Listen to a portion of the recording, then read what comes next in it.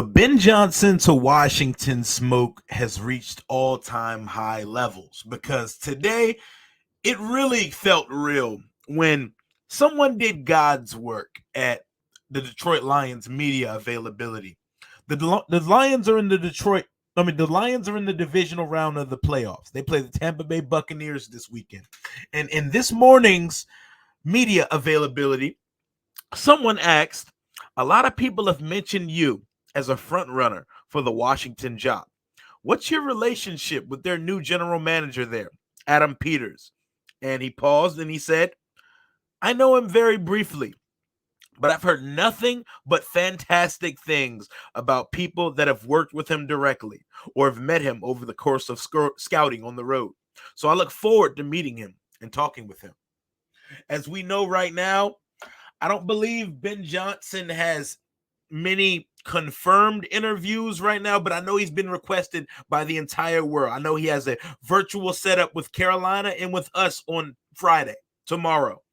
And I believe he's taking one with the Seattle Seahawks as well, with the Titans and Falcons expected to interview him as well. But the steam is heating up.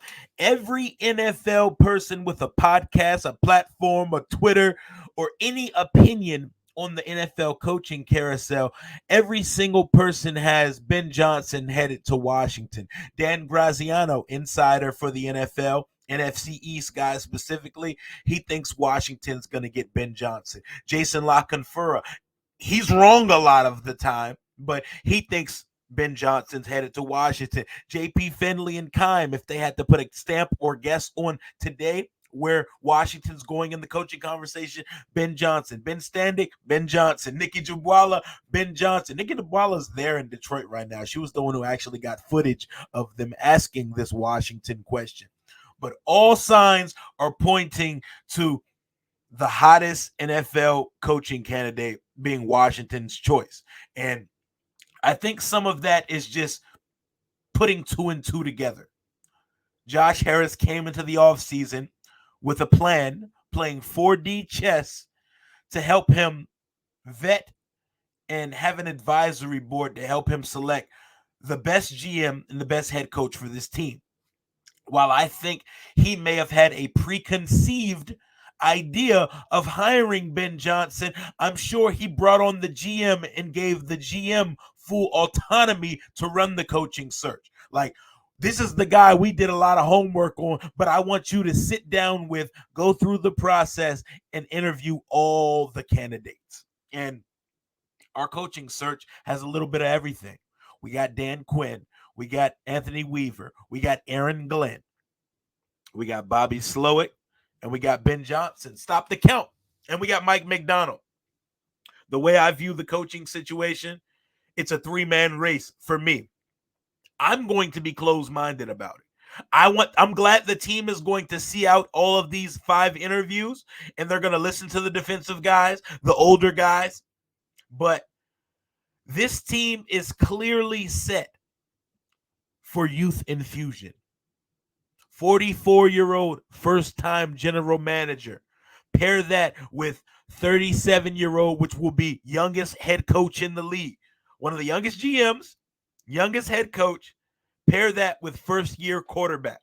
I love that. I love the synergy of putting those 3 guys in the room and getting their first shot at the league at the same time.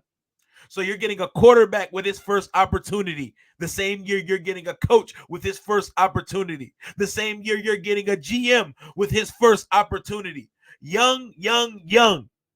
The 3 heads of the organization are all young. Fresh minds, forward thinkers, innovative. We have finally stepped out of the Stone Ages into the modern world of football. And Ben Johnson and Washington are on a collision course to making the hiring happen. Him actually speaking on Adam Peters today feels like almost the nail in the coffin. We haven't heard him speak directly about any of the openings. Someone feels the smoke enough to ask Ben Johnson at a playoff divisional round press conference what he thinks about him being the front runner and Adam Peters. And he said nothing but positive things about Adam Peters. Goes to show you how far Washington has come. A couple years ago, if you were a hot candidate, Washington wasn't gonna. You weren't gonna pick up the phone for Washington. Get Dan Snyder out the building, and all of a sudden the outlook is completely different. I think this is happening. I think Ben Johnson is 100% the guy. I appreciate that we're going to interview Dan Quinn today, Raheem Morris today. But after we interview Ben Johnson virtually tomorrow, stop the count. I'm at the point where I'm faxing him the terms and we're putting the parameters of a deal into verbal agreement during Zoom tomorrow when Ben Johnson comes in. Get everybody out the way. Get Slowick. We already got McDonald and Weaver out the way. Get all the virtual interviews out the way before we virtually meet with Ben Johnson tomorrow, because I'm telling him straight up, you're our guy.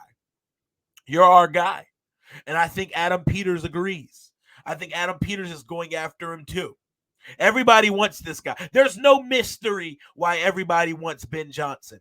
Bobby Slowick is also a very qualified candidate. So is Mike McDonald. Those are number 2 and 3 to me. But Ben Johnson is a guy who got it out the mud. He has not had the luxury of falling on the pipeline or coaching tree of the McVays, the Shanahans, because the league has already poached through Shanahan's coaching tree, the Andy Reid coaching tree. He's coming from Dan Campbell. He got it out the mud, started as a tight ends coach, worked his way up to passing coordinator and to offensive coordinator, where he's crafted one of the more consistent and high-powered offense in the entire NFL. An offense that kills you in more ways than one. That's his baby.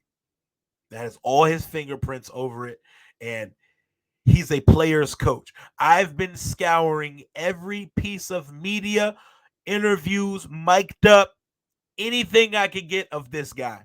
This guy will be a leader of men. This guy is very well spoken. He's intelligent. He's very communicative.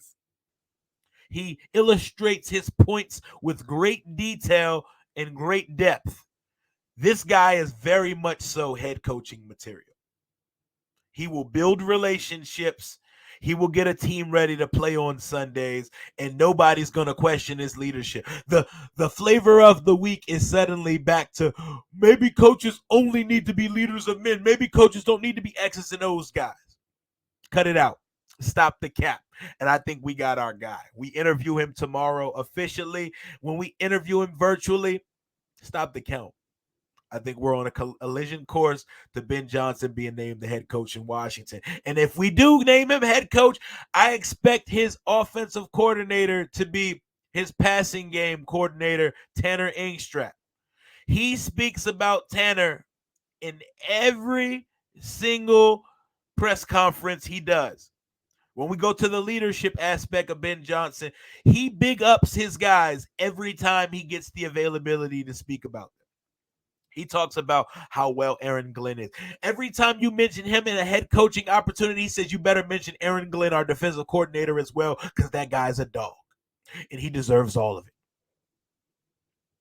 I can't wait, man. We're that much closer. Washington is set to virtually interview Ben Johnson tomorrow, and he actually spoke on the job today. Things are starting to feel real on the Ben Johnson front as we grow closer.